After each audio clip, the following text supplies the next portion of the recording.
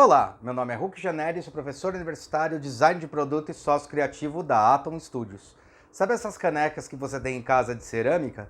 Então, existe um processo para se fazer elas, assim como um processo para fazer outros tipos de material, que é um processo que a gente chama de colagem de barbotina. Vamos ver como isso funciona? Dá like aí que pra gente é importante, aperta sininho para receber a notificação e roda a vinheta.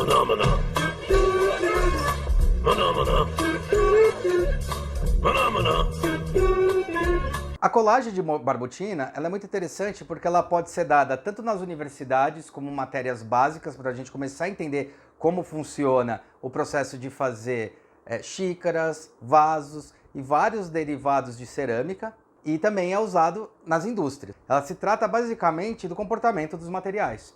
Como é que você produz uma barbotina?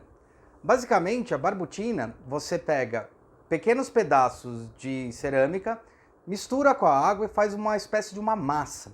Quando você tem essa massa líquida, essa barbotina está pronta. O próximo passo é construir o molde em gesso, e é super importante que esse molde seja em gesso. Daqui a pouco você vai entender o porquê.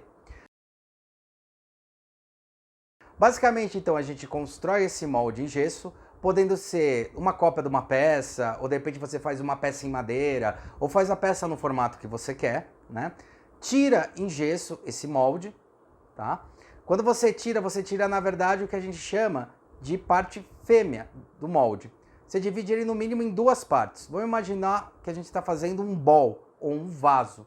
Então você vai ter dois lados desse molde. Cada lado desse molde é o que a gente chama de tacelo. Aí você pega isso, fecha novamente essa peça e pega a barbotina, que é aquele estado líquido da cerâmica, e joga dentro do molde.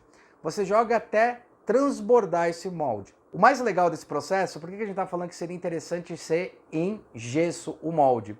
É que a barbotina, né, ou seja, a cerâmica ela está cheia de água, certo? Então a barbotina é a cerâmica com água. O gesso, como ele é poroso, ele vai absorvendo essa água e retirando a água da barbotina. E o mais curioso desse processo é que a secagem do material, ou seja, a retirada de água e a secagem desse material vai acontecer de fora para dentro do molde. Ou seja, a parede vai ficando, as primeiras paredes externas elas vão ficando rígidas até o centro da peça. Se você deixar a peça aí até secar toda a água, você vai ter uma peça maciça. Mas geralmente não é maciço que a gente quer, né? Ou será que não? A gente quer alguma coisa oca, né? Para conseguir colocar as coisas dentro. Então o que eles fazem? Você pega depois de um certo tempo, vai depender da massa, depender do tempo, vai depender de várias coisas. Você pega esse molde e vira ele. Quando você vira ele, você tira o excesso de barbotina, sobrando somente a parede. Nesse ponto você desmolda, pega a peça, leva para o forno e faz a primeira queima, que é a queima que a gente chama de queima biscoito do material. É um processo inclusive interessante porque ele usa as características do material, tanto do material molde, quanto do material barbotina que a gente está utilizando. Então ele vai secando e vai enrijecendo esse material.